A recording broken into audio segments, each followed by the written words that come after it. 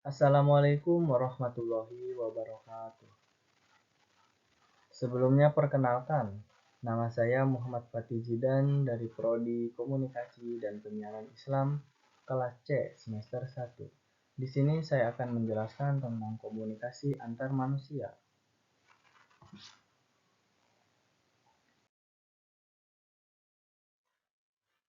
Di dalam komunikasi antar manusia terdapat kepolitenan dalam inklusi dan pengecualian.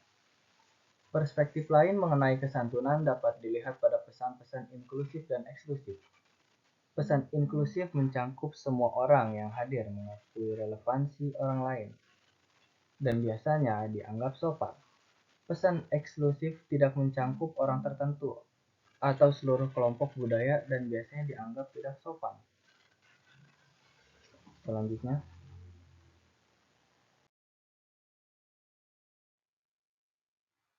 kepolitenan online. Internet mempunyai aturan kesopanan yang sangat spesifik yang disebut netiquette atau dalam kasus Twitter atau Tweety QT. Sama seperti aturan etiket yang memberikan panduan dalam berkomunikasi dalam situasi sosial tatap muka. Aturan etiket dan Tweety memberikan panduan untuk berkomunikasi dengan sopan secara online. Aturan-aturan ini tidak hanya membuat komunikasi online lebih menyenangkan dan mudah dipahami, tetapi juga meningkatkan efisiensi pribadi Anda. Di sini terdapat beberapa pedoman utama. Yang pertama yaitu bersikaplah singkat. Komunikasikan hanya informasi yang diperlukan. Berkomunikasi dengan jelas, singkat, dan terorganisir. Yang kedua, bersikap lembut. Tolak permintaan pertemanan dengan lembut atau abaikan saja. Yang ketiga, jangan berteriak. Menulis dengan huruf besar dipersepsikan sebagai berteriak. Yang terakhir, bersikaplah bijaksana. Jangan gunakan informasi di jaring sosial di luar jaringan. Selanjutnya, pesan bisa anonymous atau anonymous. Beberapa pesan bersifat anonim atau ditandatangani, yaitu penulis pesan tersebut diidentifikasikan dengan jelas seperti yang terdapat dalam buku teks, berita terkait editorial, artikel unggulan, dan saat berkomunikasi secara tatap muka seperti melalui telepon atau obrolan. Dalam kasus ini, Anda mempunyai kesempatan untuk merespon langsung pembicara penulis dan menyuarakan pendapat Anda, misalnya persetujuan atau ketidaksetujuan Anda.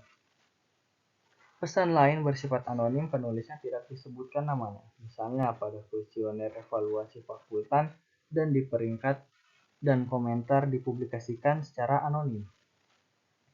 Internet telah membuat anonimitas. Anonimitas juga memungkinkan orang untuk mengungkapkan perasaan ketakutan, harapan dan impian batin mereka dengan kedalaman perasaan yang mungkin enggan mereka lakukan. Berbagai situs web yang memungkinkan Anda menjaga anonimitas tersedia untuk tujuan ini.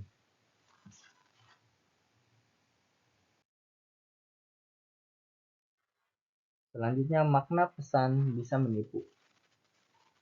Berbohong mengacu pada tindakan mengirimkan pesan dengan tujuan memberikan informasi yang Anda yakini salah kepada orang lain.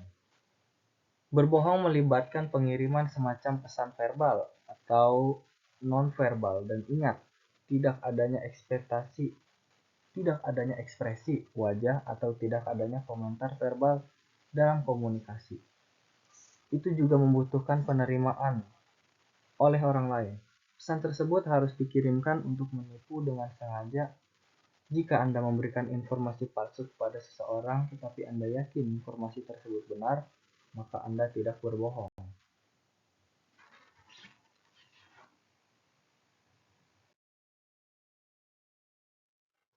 Jenis-jenis kebohongan sangat beragam. Setiap kebohongan tampak sedikit berbeda dari kebohongan lainnya. Di sini kita membahas suatu sistem berguna yang mengklasifikasikan kebohongan menjadi 4 jenis. 1. Penipu prososial. Untuk mencapai kebohongan ini dirancang untuk menguntungkan orang yang dibohongi, misalnya memuji upaya seseorang untuk membuat lebih percaya diri atau mengatakan kepada seseorang bahwa mereka tampak hebat. Yang kedua, penipuan peningkatan diri. Untuk membuat diri Anda terlihat baik, tidak semua pengembangan diri melibatkan penipuan. Misalnya, strategi manajemen kesan dapat digunakan hanya untuk menyoroti apa yang benar tentang Anda dan yang mungkin tidak terlihat oleh orang lain pada pandangan pertama. Yang ketiga, penipuan egois untuk melindungi diri sendiri. Kebohongan ini dirancang untuk melindungi diri sendiri. Terkadang hal yang sederhana seperti tidak menjawab telepon karena Anda sibuk. Dalam hal ini tidak ada seorang pun yang benar-benar dirugikan. Namun beberapa strategi penipuan yang egois mungkin melibatkan tindakan menyakiti orang.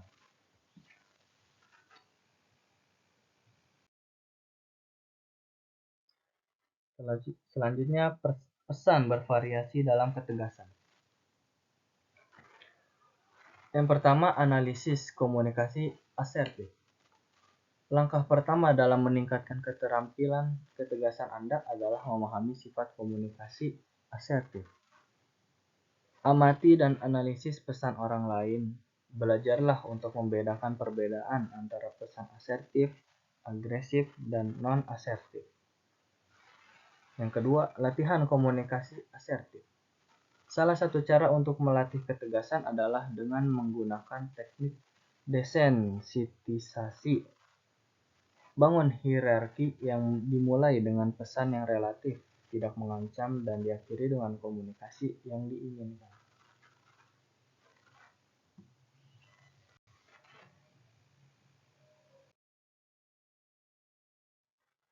Dan yang terakhir, pesan dapat dikonfirmasi dan diskonfirmasi.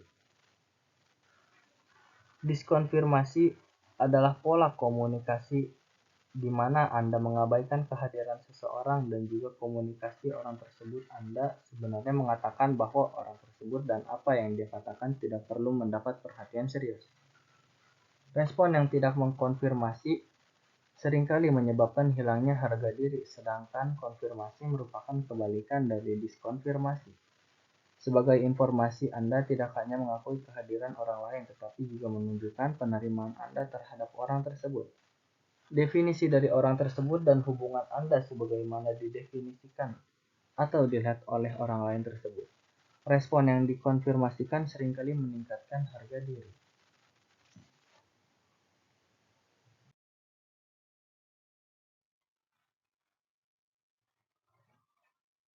Mungkin hanya itu yang bisa saya sampaikan, kurang dan lebihnya mohon maaf. Billahi taufiq wal hidayah. Wassalamualaikum warahmatullahi wabarakatuh.